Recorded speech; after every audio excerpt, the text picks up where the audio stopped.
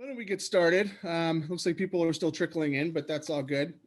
So I'd like to thank you all for coming to our first Alumni Ask Me Anything. This is a new initiative of the Development Office that we are really excited about. We really want to draw upon the power of the alumni network for a couple of reasons. One, to really help further the education of our students. We believe that they have a lot of life experiences and a lot of professional knowledge that they can impart to really help inform decision making and maybe goal setting for our students as they try to ponder what to do after Tatnall and college and in the professional world.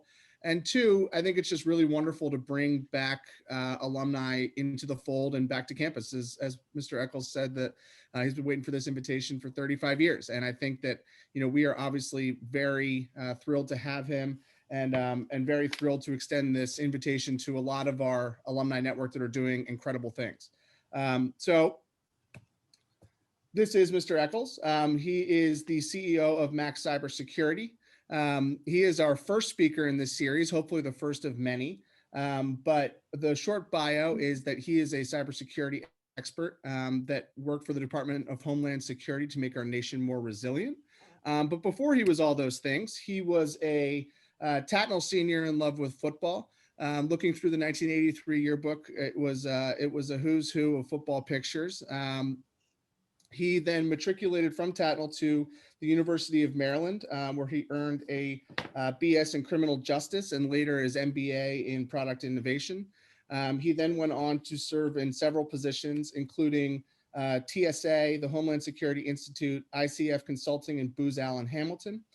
He worked for the Department of Homeland Security for 7 years in the Obama administration, with titles including the DFO of the President's National Security Telecommunications Advisory Committee. He was the chair of the communications sector and director of the Cyber Joint Program Management Office.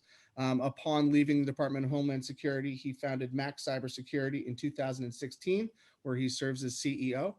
He is also an author of the book that you see here to the left. It's called Secure Cyber Life: The Government is Not Coming to Save You, and has been a public speaker for more than 20 years to some renown. So welcome, Mr. Echols. We appreciate you coming. Thank you so much. Thank you. And just really quickly, I just want to run through the rules of engagement here. So the questions are reserved for students to start this meeting. Until about 11:45, the floor will be theirs. If they run out of questions, I'll jump in and we can open up the Q&A to everyone else a little bit later. But I do want them to have the floor exclusively to start. After we end the student portion of the Q&A, I will open it up to anybody on the Zoom. So you can feel free to jump in. You can type questions in the chat, or you can just unmute yourself and ask. I do ask for the students to turn on your videos if you could, and so that when you do ask, that Mr. Echols can put a face to the name. But feel free to jump in whenever is convenient for you. There is no raising hands. There's no me calling on you. Hopefully you can just jump in and ask whatever's on your mind. I do encourage you to literally ask anything, but please just be respectful of Mr. Echols and the people on this call. If you are not speaking or you need to leave and want to leave a question, feel free to use the chat to your advantage to leave that there, and then I can jump in as moderator and ask. And let's have some fun. So welcome, Mr. Echols. I'm going to pin his video to everyone's screen, and we can get going. Mike, do you want to say a few words as we get, just as a way of hello? Sure. First thing, I just want to let everyone know how grateful I am to have the opportunity to speak with you guys, and to just tell you that my experience at Tatnall was game-changing for me for a lot of reasons, and maybe we'll get into some of those while we're on the call here. But I have an extreme fondness for Tatnall, not just for, say, for instance, the formal education that I received, but for the family that it created, and for the reach back that the opportunity to understand how the rest of the world worked. Because in coming to Tatnall, all I knew was my family's experience. So happy to be here. Ask me whatever you want.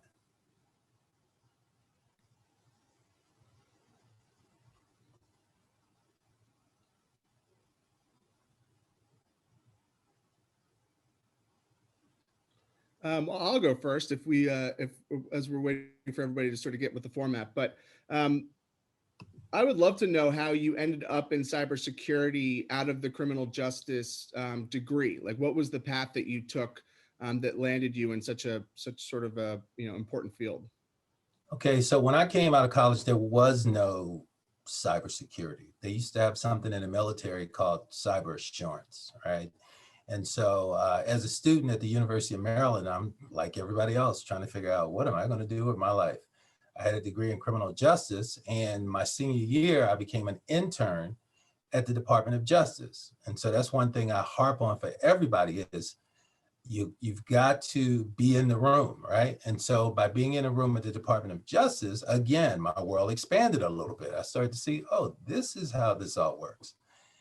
Coincidentally, a gentleman who was formerly head of white collar crime division at the Baltimore white collar crime, Baltimore State Police, he became the head of security at a telecommunications company. And he hired me because he wanted to do a cross between sort of the technical and the law enforcement and understanding of the law. Prior to that, I was just a tinkerer. I didn't have any experience in, bits or bytes or ones or zeros or anything else.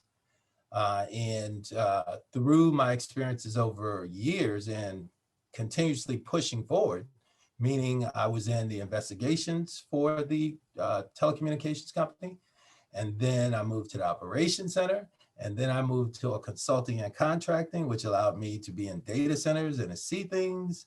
And then I upgraded NASDAQ from analog to digital. And so little by little by little, you start to acquire, or I started to acquire all of these skills.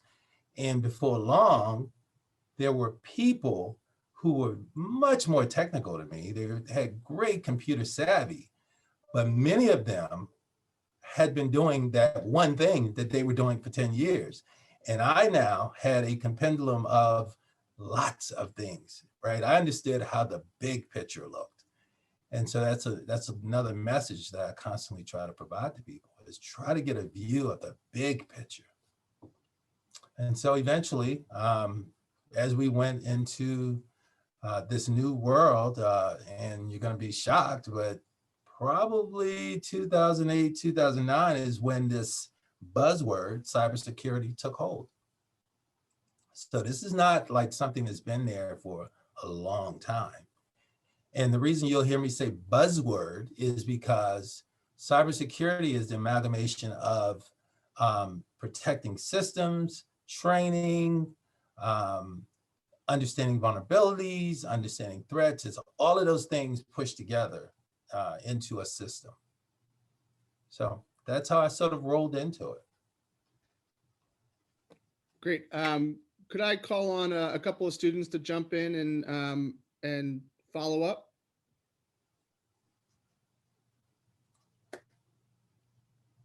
Sure. Hi, Mr. Echols. So your career seems like a really great example of how linear progression isn't always necessary, I guess. I feel like a lot of students these days feel like this pressure to specialize early and just like go on one track to things, especially in technology, since these things are probably more developed than they were in the 80s. But if you could do it again, do you think you would like go on a prescribed track, or you would keep your varied experiences?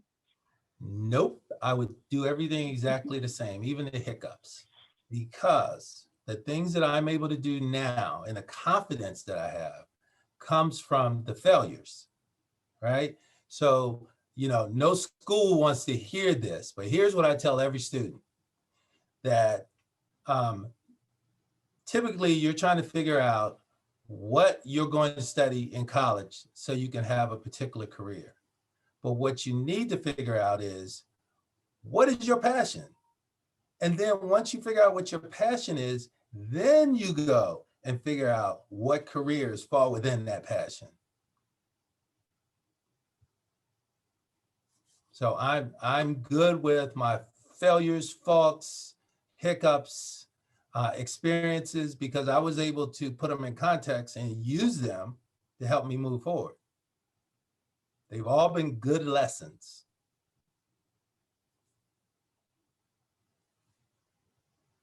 Great, thank you. I have a question. What's a normal work day look like for you? So let me get some specification. A work day now that I have a company or when I was at Homeland Security? In your company. So my normal work day, I'm up early because once you have your own company, you eat what you kill, right? If you don't work hard, if you don't find opportunity, then all of a sudden things dry up. So I'm up really early. I have a nonprofit at Kennedy Space Center, and we develop cyber threat information sharing information. And I'm looking at what's going on. I make these videos called Cybersecurity in 60 Seconds. And those videos are specifically targeted to make some of this cyber speak make sense to people. Like, what's really going on? What does this mean to me, right? And then I am on the phone talking to other companies will call because of certain capabilities that I say that I have. So when other companies, some of them are biggest companies around, some of them are small companies, they'll call and say, hey, I'm thinking about bidding on X. Here are the requirements. Would you consider teaming on this, right? Partnership, right? So we will do those sorts of things. And at some point later in the day, I am consulting with a couple of analysts that I have who are working on helping people achieve good cyber hygiene.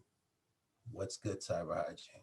Well, good cyber hygiene is protecting your assets, systems, and networks. And believe it or not, even though the world is becoming totally digitized, we're on a digital platform right now. The world is becoming totally digitized. 99% of the people in the world could care less about any of the security of it. So part of what I'm doing also throughout the course of the day is cyber evangelism, because I believe that a lot of people over a course of time are going to be hurt. A lot of people have been hurt, reputation, financial, and otherwise. But just because they don't know does not mean that it should happen to them. So a part of my day is spent almost the way that people would view in the past working for charities, right? You go and you help people who don't have something, don't know something.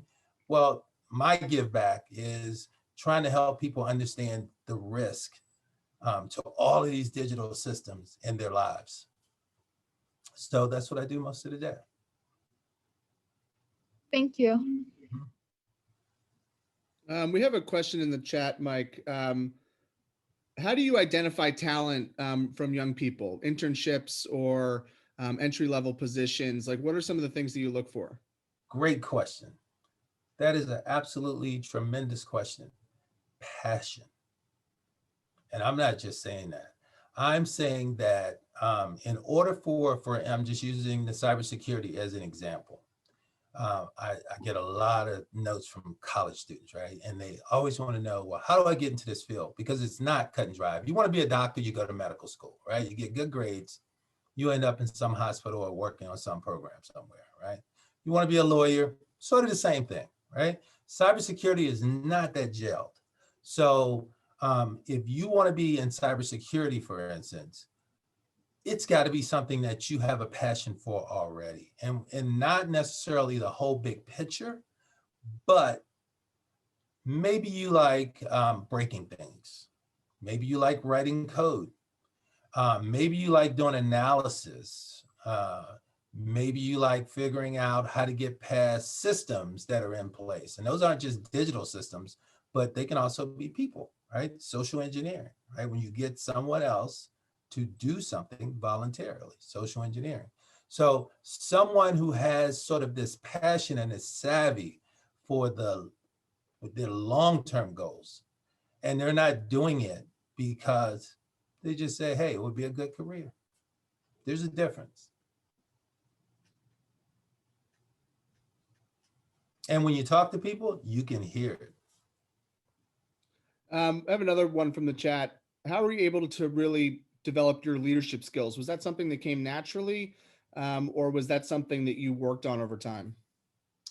That is a great question. And the reason that it's a great question is the first opportunity that I had to become a leader, I was the junior class president at Tatnall.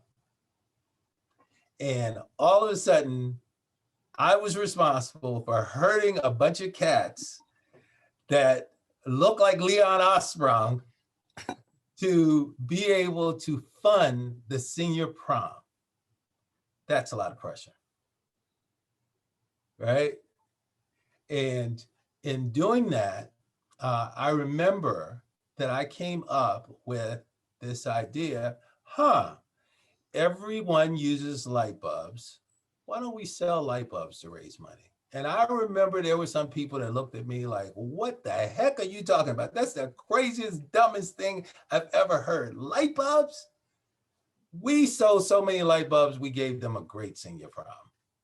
But the takeaway was being able to come up with something, being challenged, coming back with a response, then getting people who weren't necessarily on board to jump on board and seeing the success. And I will tell you 100%, I have been a chair of the communication sector, one of the 16 critical sectors. I've been a rep to NATO. I've been chair of the National Security Information Exchange with cybersecurity experts from the biggest companies in the country working together. And I am not making this up. I reference back to that leadership experience because it showed me that I could do something I didn't know that I could do.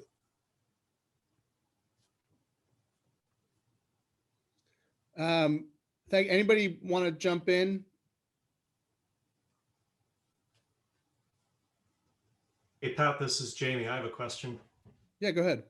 Hi, Mike. Thanks for joining. I'm a class of '89 at Tatnall. I'm in the IT industry, but I had a question about the cybersecurity industry is obviously hot. People hear about how it's growing, and clearly there's a need for security. Going long into the future, what are the prospects of careers for people who are maybe not technical from, maybe they don't want to or have experience in or want to get into the technical aspects of it, like networks and cryptography and security, and but maybe in roles in policy or communications or administration, are those growing as well too, or do you see that that's more that the cybersecurity industry is like kind of on is it packaged with the other Great question. Because I think a lot of Tatnall students might be interested but might be inhibited by the technical, by what they think might be a requirement to become very technical, and then maybe they're not necessarily, that's not necessarily true. Not true. What a great question. I spend so much time trying to increase the number of minorities and women in cybersecurity. And in doing that, sometimes I'm not talking to students that went to a Tatnall, right? I'm talking to kids that don't know where their lunch is going to come from if they're not getting free lunch in school, right? And so there's an intimidation factor, which actually ties into national security, right? Because they say that there's going to be a shortage, we're already driving into that, of 1.5 million cyber professionals by 2022, right? And so in this expansive cybersecurity world, you got all this technical stuff, and whenever you read something, they're talking about we need more people that know how to code, we need more, people that understand encryption. But here's the truth of it. The people who are making the most money right now know very little about the technical stuff. Salespeople are making a fortune. Cyber attorneys are making a fortune. People who do installations and testing are doing very well, right? Companies spring up every day where they work on one threat or vulnerability. So there's a new threat or there's a new vulnerability that's been identified, and a company will spring up because they have a solution to that one thing. So cybersecurity right now is almost like the new industrial revolution, right? Because we have this drive to digital world. There's no rules. All right, can you imagine the first time you had a situation where you're at sort of an intersection in a rural area and there's a horse coming from one direction and there's a car coming from the other direction and they both stop, right?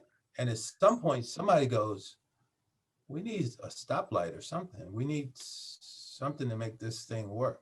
Well, right now, we need a lot of those thinkers to figure out how to make all this stuff work. We are literally at the infancy. It sounds like you guys probably think you've been hearing about cybersecurity for years, probably all of your high school careers, middle school careers, but we're in the infancy. There are opportunities to be cyber attorneys. There are cyber evangelists, speakers. There are people who give conferences who make a fortune, right? So the opportunities are among us. Great. Mike, I have a question. It's Caroline.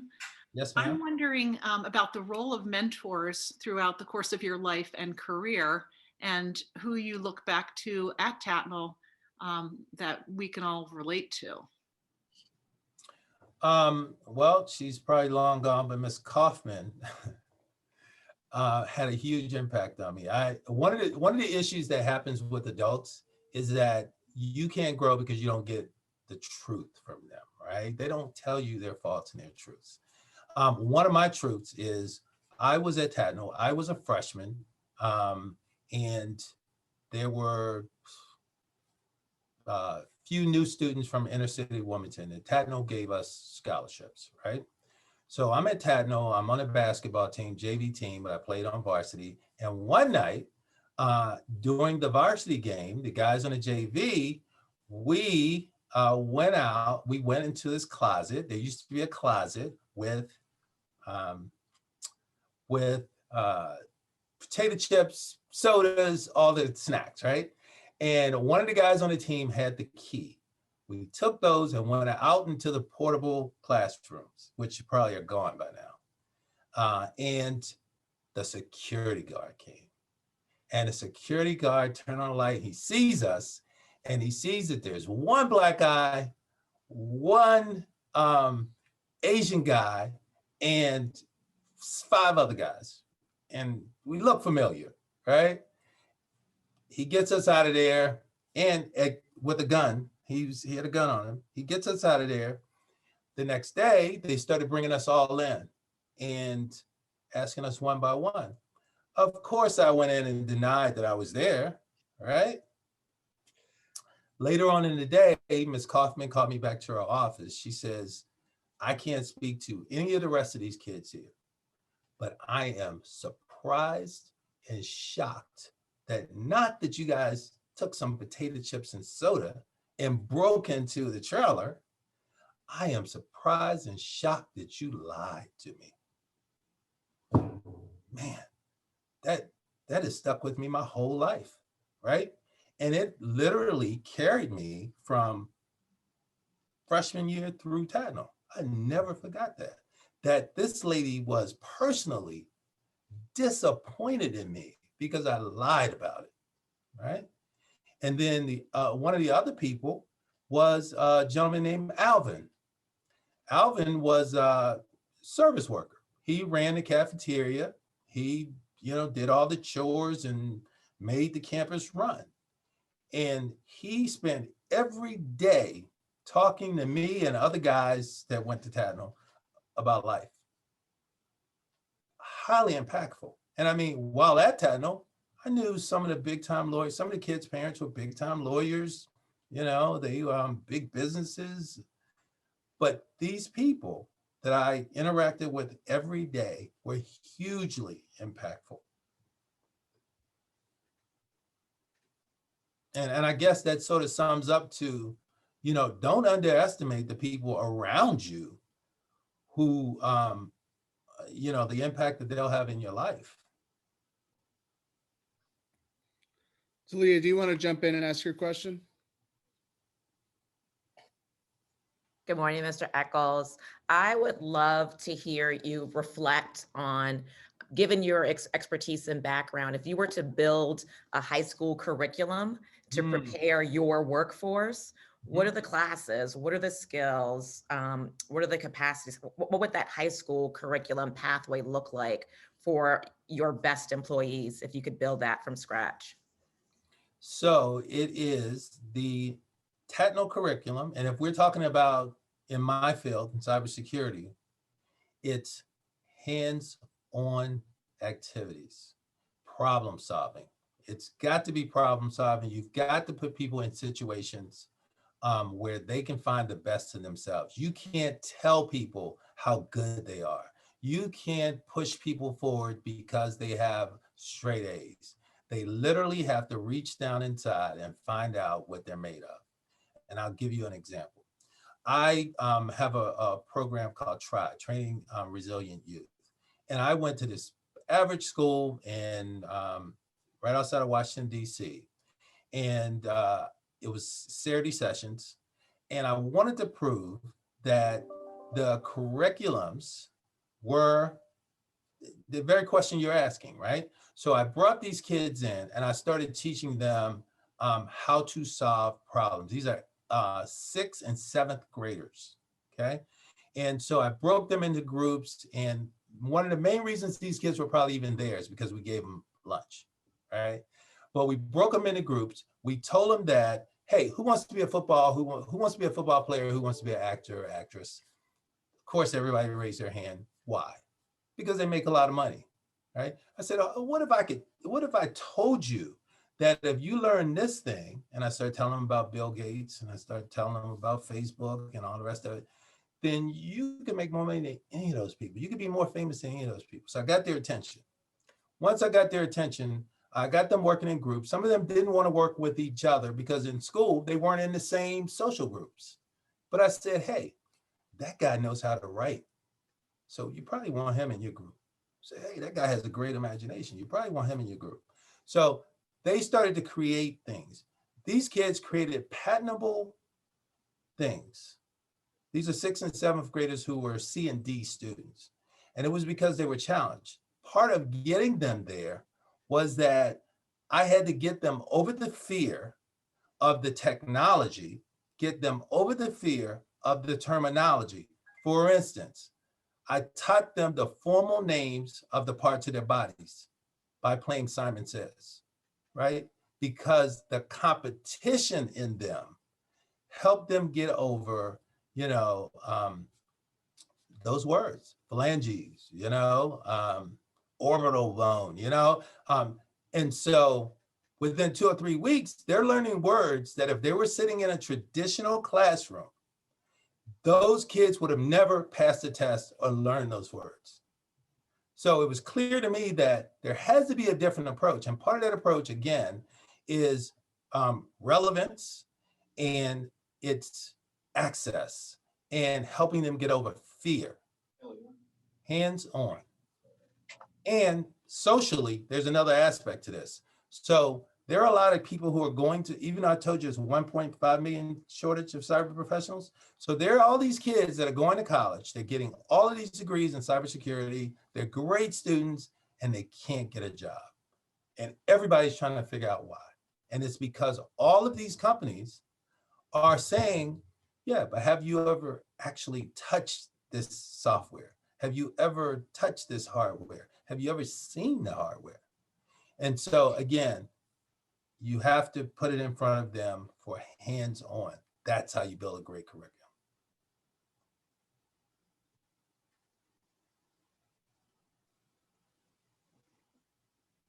Another question from the chat. Mr. Palfrey would like to know if you're still a Dallas Cowboys fan. Absolutely, 100%. I got a good, see, that's another great skill in developing your life is you've got to have a bad memory, right? So I've forgotten about the 20 losing seasons and all of that stuff. Another question from a student. How do you manage to maintain, now that you're a leader, how do you manage maintain the boundary between a collaborative working environment and needing to lead from in front?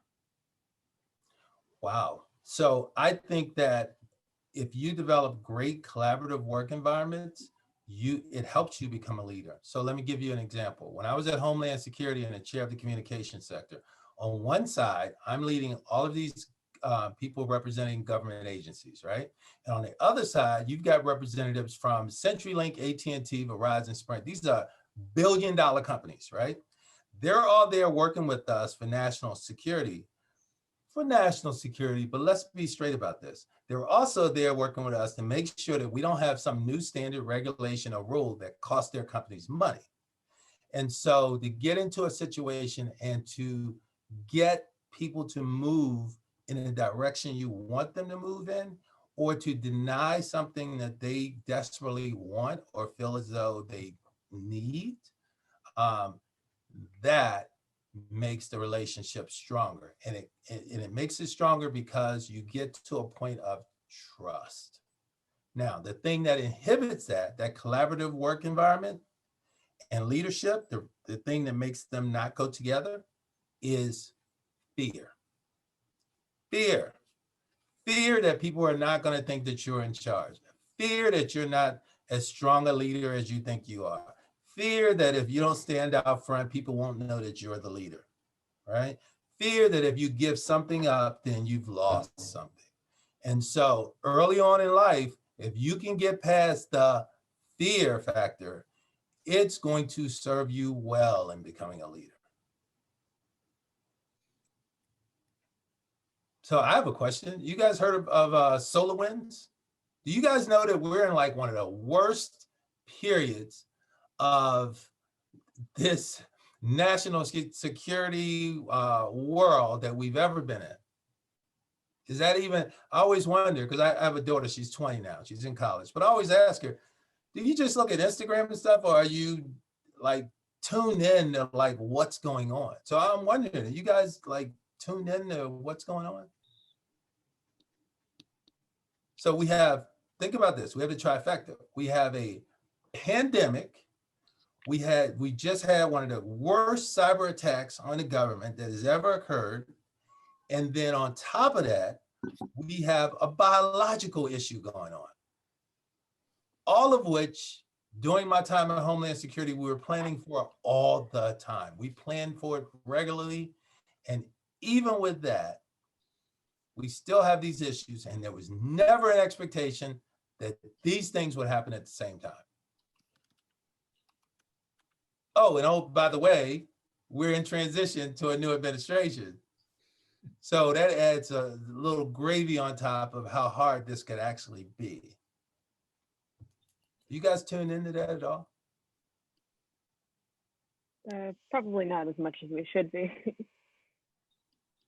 Add that to the curriculum also, the curriculum chat, because the things that come out of those three incidents, the cyber, the biological, and the other one I said, biological, they're all going to define your future. Like your future in the next 5 years, your future in the next 10 years, they're all going to be at the forefront of how health, medicine, law is done, public health, rules, laws, the assault on the Capitol recently. That's going to define new laws about terrorism, domestic terrorism. We've got lots of rules and laws about terrorism from people outside of the country, but in terms of internal to the country, very few. We see those as legal issues, local legal issues. Mike, I wanted to just say hello. My name is Andy Martiri, the new head of school. It's really, really great to have you with us today. Thank you for taking the time out of your incredibly busy schedule to shed light on so many important topics for this multi-constituent group. I know our students are benefiting from it. I'm benefiting from it. Faculty, staff, alumni. So thank you very, very much. Well, thank you. No, my pleasure. When I read your bio, I said this is a can't miss. It's great to hear some old Tatnall stories too, as I learn more about the history of the school. I'm glad you brought up solar winds, because that was actually one of the questions that I wanted to ask about, if there were time for me to ask a question. And I'm wondering, because I don't really understand it, and some of this stuff starts to become somewhat common. You hear about data breach and data hack and cyber attack, and it becomes a little bit numbing. And I'm wondering, which is bad, and I'm wondering if you can explain in layman's terms for me why the SolarWinds hack was so bad. What is the actual impact or potential impact on national security? Like, I can understand, okay, there's been a data breach with my credit card and what that means for me personally, but can you explain about what happened, why it's important, and then what the US could do in response, if the country decided to say, hey, this was wrong and we're going to retaliate? What would that look like? So Sure. I'm going to hold you hostage only if you invite me to talk about my book, because what you just asked is what I'm trying to describe to people, how all of this actually does matter to you, right? So the SolarWinds hack was a situation. There's a company called SolarWinds. They make a product that IT purveyors, IT experts use, so that, for instance, if I was carrying on a session, you guys are working remotely, I can now connect with your computers. I can help you do IT types of things, right? And so this company, SolarWinds, has done very well in selling their products in the private sector and across government.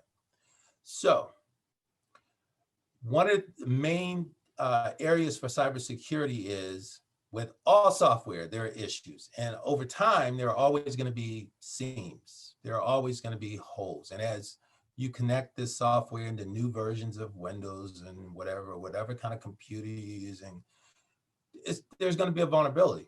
Understood. And so they have what they call patching, right? Or the companies, Microsoft or any other, SolarWinds, any other software company, they do upgrades. And in those upgrades, they give you new capabilities, but they also fix the vulnerabilities, right? When you have your iPhone or, Google phone, whatever it may be, Android, you'll see where there's a new version. Well, those new versions aren't just so that you can do the new coolest thing. They're fixing vulnerability issues that have been discovered. So with SolarWinds, the hacker, nation state, and we believe it to be the Russians, they figured out and understood that SolarWinds provides this software to the largest companies in the United States and to a lot of the federal government agencies.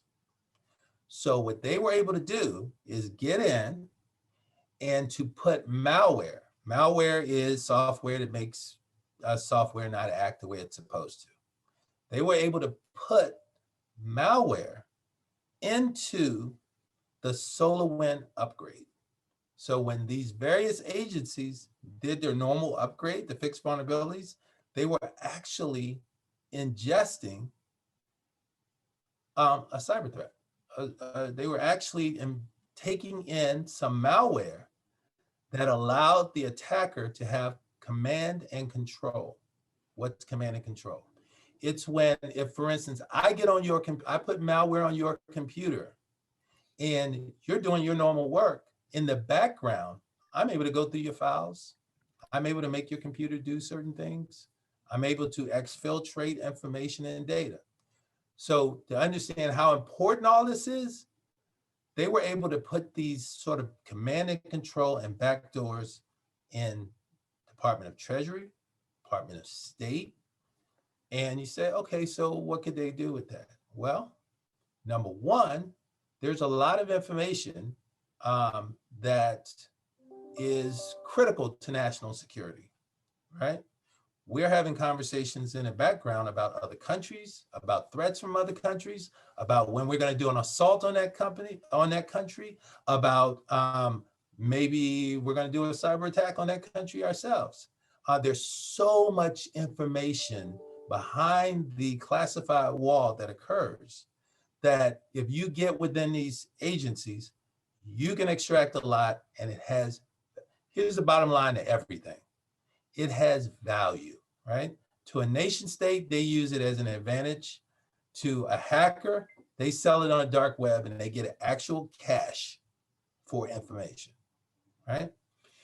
The other part to this is, once they're in a place like the Department of Treasury, all the people that work there, now potentially you get all their personally identifiable information. Why does that matter? Well, you can pretend to be them.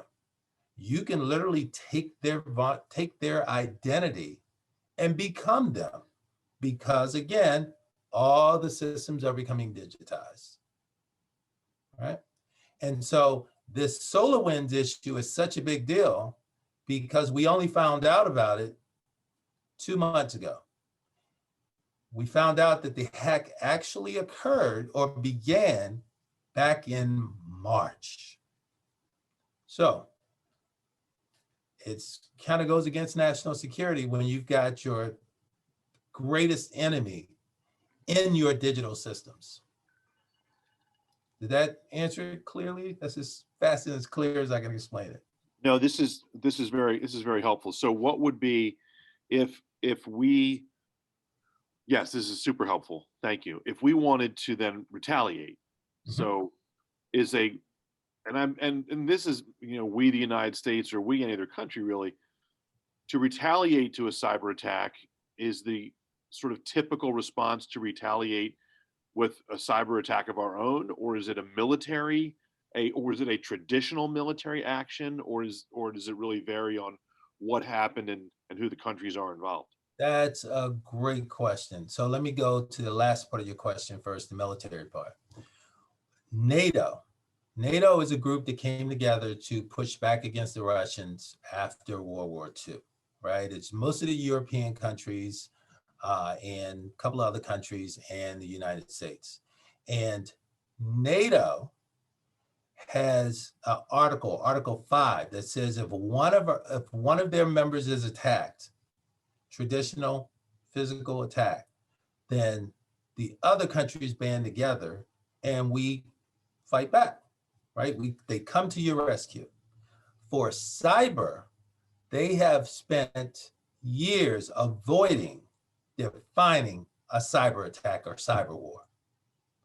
And they've done that because every day a country is getting attacked digitally. And if they had defined cyber war or cyber attack, we'd be in World War III right now, right? Now, the first part of that question is, I had the opportunity, I was involved in some classified stuff that it was public that we retaliated.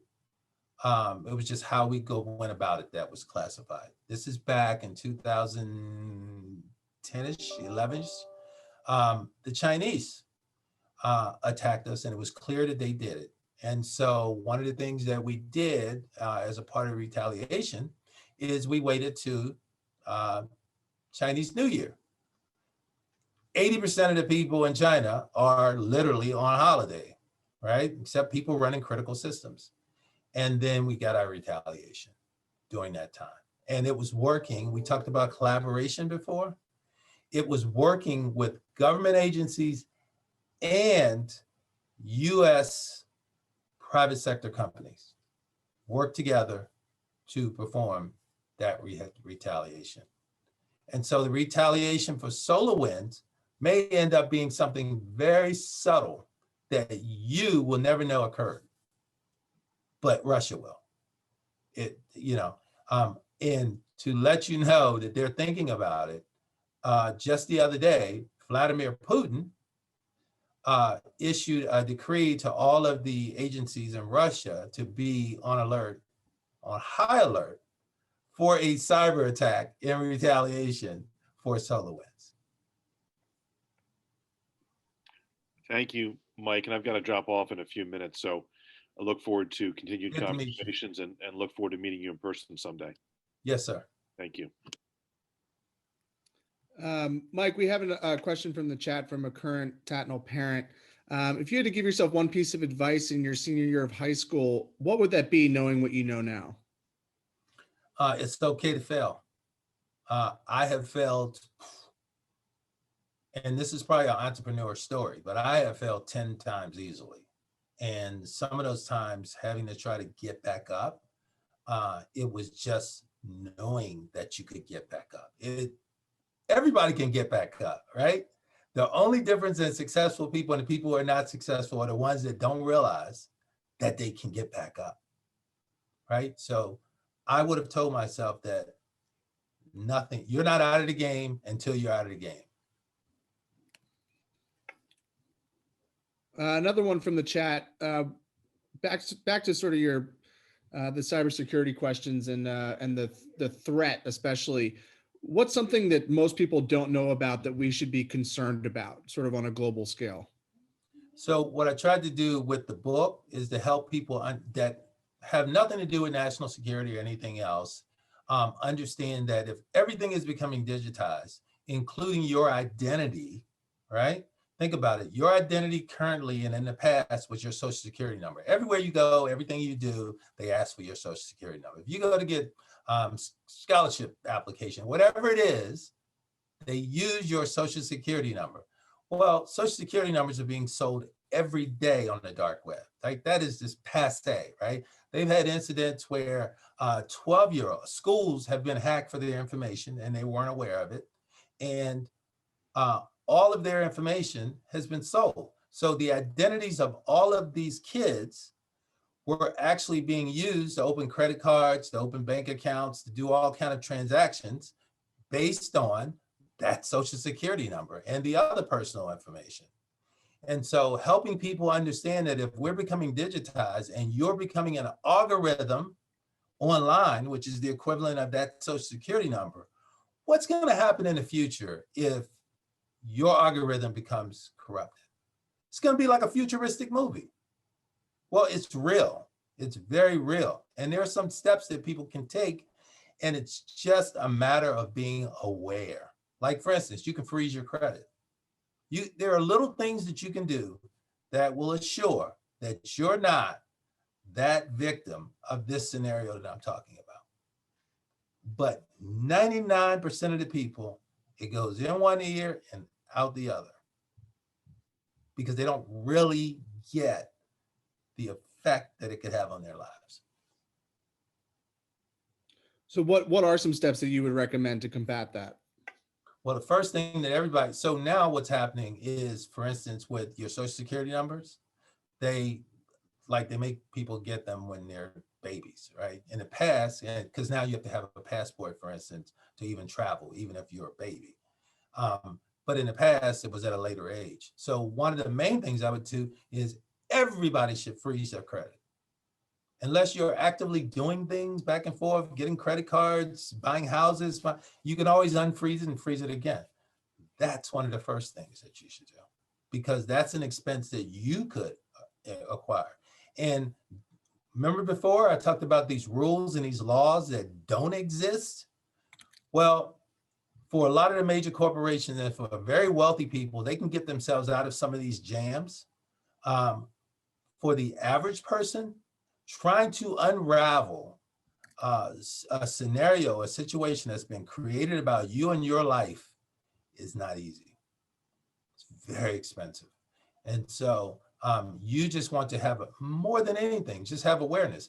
Every time your credit cards are used, for instance, you should be getting an email that says, oh, a charge was just charged for $67 to such and such. For students especially, man, be aware of all these little things on Facebook where anybody, any company, anybody can go on Facebook and put their company on Facebook where they've got this little attractive little game that you can play, right? But to play the game, you got to put your information in. You are literally just lining this database about you with all the specific information that a hacker will need in the future to figure out your passwords, to figure out how to manipulate your life for their benefit. So value, the one thing I would say is value your personal information. It doesn't seem like it's important. Hey, man, everybody has mine. Who cares? Everybody knows my birthday. Value that combination of all those individual parts of information that creates you. Don't just give it away.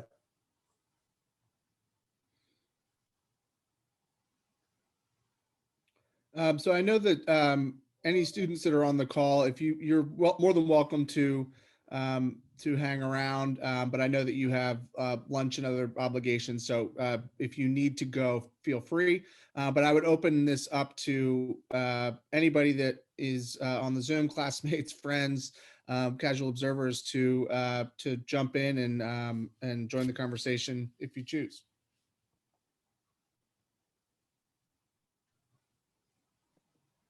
Another thing that I would say is I'm on LinkedIn, right? That's where a lot of the business people collaborate, find each other, lie about their backgrounds. No, I'm kidding. And so I value when college students, high school students reach out to me to ask me a question or they show some interest in what I'm doing.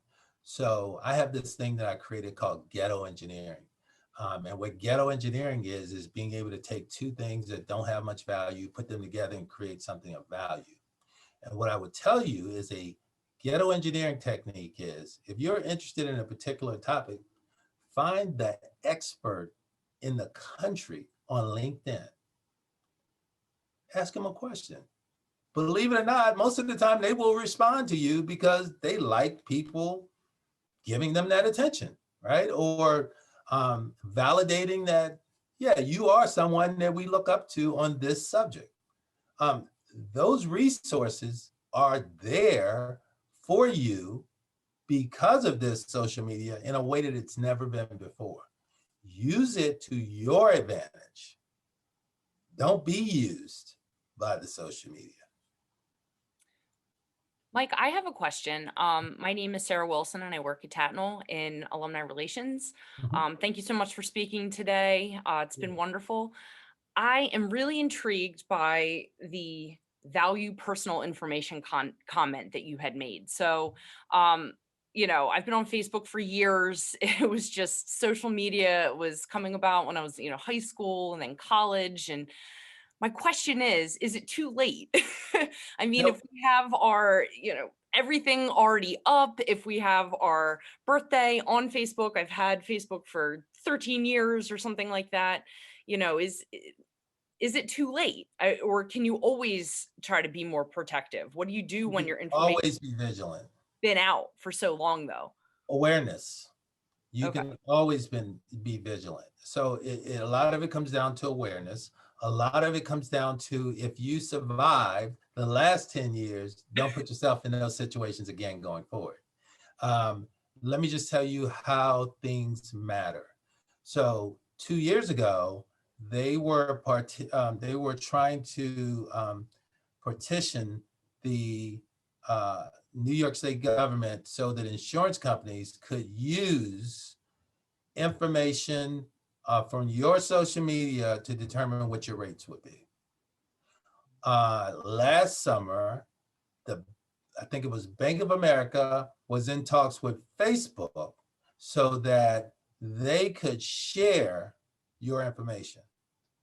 So you see what's going on here? So they've got these piles and piles and pots of information that are going to be exchanged and they're going to have value. And here's where the politics comes in. So everyone says, no, they would never allow you to do that. And there's laws and there's rules about privacy that don't allow that. At any given point in time, could be 2 years from now, could be 5 years, if you have the right political mechanisms and you have the right people sitting in the right seats, all of those things could happen. All those protections could evaporate. And so literally, that's what my book was about. It's about protecting yourself. It's about understanding things like if you're using Alexa and Siri, Alexa, any of the rest of them, knowing that, okay, I'm choosing to use these knowing the risk. What could the risk be, Mike? Well, in order for a device to be responsive when you speak to it, it would have to be listening when you don't know that it's listening, right? They had the first prosecution, I think a year and a half ago. Someone was wearing their Fitbit and a wife was murdered or something. And they were finally able to get the information through all these various court cases that determined where that person was, what their state, physical, biological state was at that time. So this stuff that we're talking about is not just the traditional somebody stole your information and now they're going to steal your identity and run up your credit cards. This is becoming our lives, right? And so the sooner that you understand that, you can manage the information that you put out. And so, hey, everything is, I said at the very, very beginning of this, cybersecurity is a buzzword. And I said it's the combination of all these things. But what cybersecurity really is risk management. And what that means is if you take an action, at least have an awareness of what the potential consequences are. Because risk management is vulnerabilities times threats times consequences. And what you're always looking to do is have the time of your life, but minimize the potential consequence should something occur. Thank you. I know that was a long way to get to your answer. Another question from the chat for you. From a senior parent, any advice on choosing a college, if that's been a part of your life?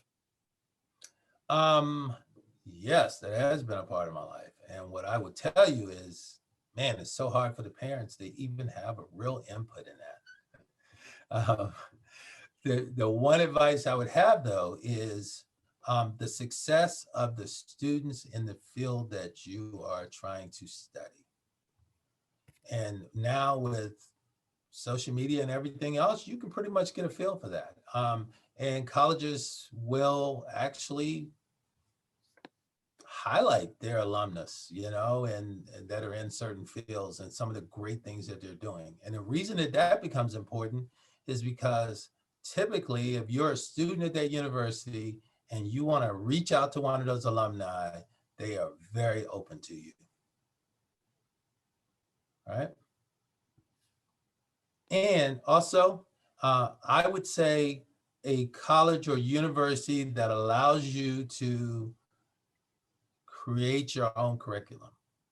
That's starting to happen all over the place, right? The new approach to teaching is because they have competition. There's a lot more competition for colleges now, but I've noticed that they're starting to allow a lot more designer curriculums, which means that you'll be able to take those classes and those things that you're really interested in.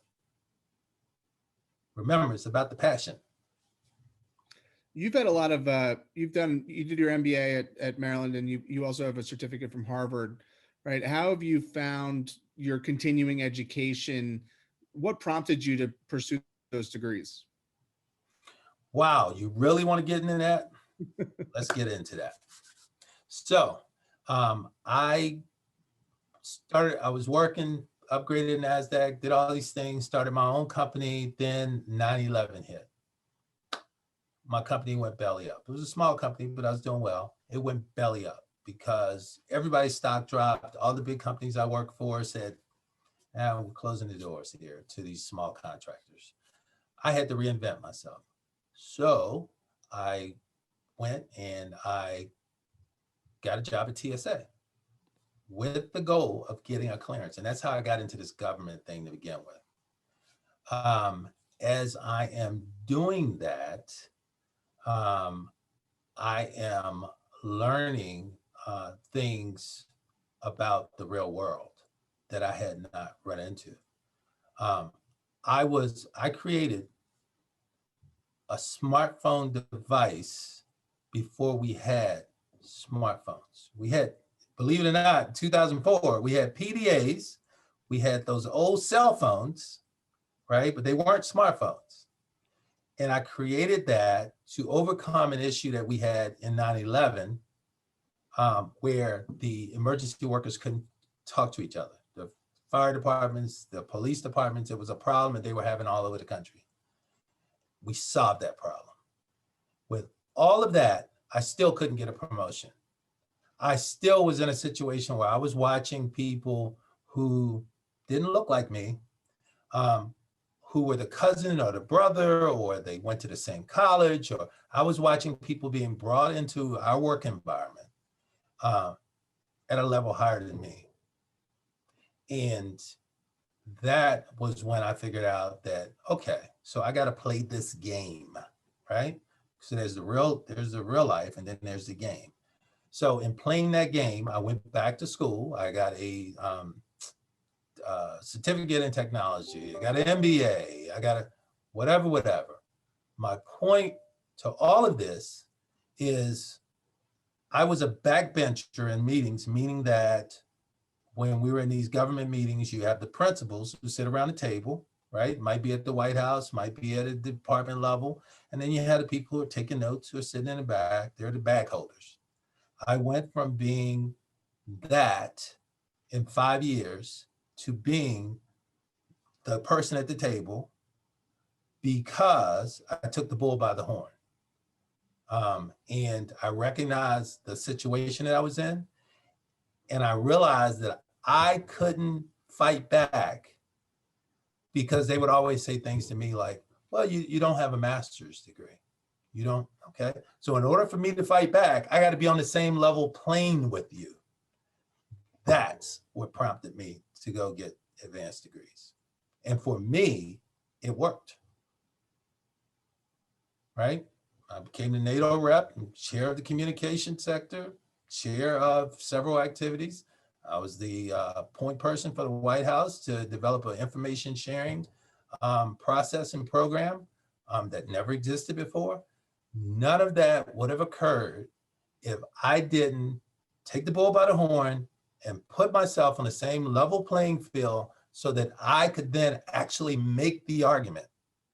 And the argument that I was making is that these people didn't hold water to me. And it worked. Question from the chat. How do you feel legacy information security differs from cybersecurity? And how do you feel risk management and compliance plays a part as the first line of defense? So compliance and security, two separate things. The compliance piece are the things that you're told you have to do. When we start to get into risk management, you want to look at controls. Here's the problem with living in America. Great country. We get to choose what software we want to use. We get to choose what hardware we want to use and how we want to apply it, when or why we want to apply it. The problem is we're all digitally connected, and that's the problem. We live in America and we have that freedom. So you're connected to people, third party, legacy. Some of those people have legacy systems. Some of those people are using cloud systems, which AI systems. Their vulnerabilities become your vulnerabilities. And so it's a matter of adopting controls. And when you adopt, and when we say controls are those things that close vulnerabilities, right? And controls are those best practices that they've already determined. Let me give you guys a stat. If we use all of the best practices that already exist, we would kill 80% of all cyber breaches. So you would say, oh, wow, that's an 80% solution. Well, you'll never be able to get people to use all the best practices. So hope that answers the question. Another one from the chat. Is there any thought in the intelligence community now that the response to 9/11 was worse than the crime? Response to 9/11, you mean in terms of the wars that followed? Correct. Okay. So external to the country, the wars were horrible because now we have an understanding that everything that you're told is not necessarily true, right? There are groups of people who have agendas, plain and simple. It's called politics. Internally, it was the best thing that could have happened to us in terms of that situation being a martyr. We developed systems. We developed 16, 17 critical sectors. Those are sectors that, if affected by a disaster, would hurt people in the country. We developed new technologies for communication. We develop approaches where the federal government works with the state government, works with local governments, and it's all systematic, right? So when there's a huge forest fire or there's earthquake, we know how we're going to respond using FEMA and how we do it in a very controlled way. All of that came out of 9/11, right? Externally, I think people are more aware of those things that lead us to war now, and a lot of people try to avoid those.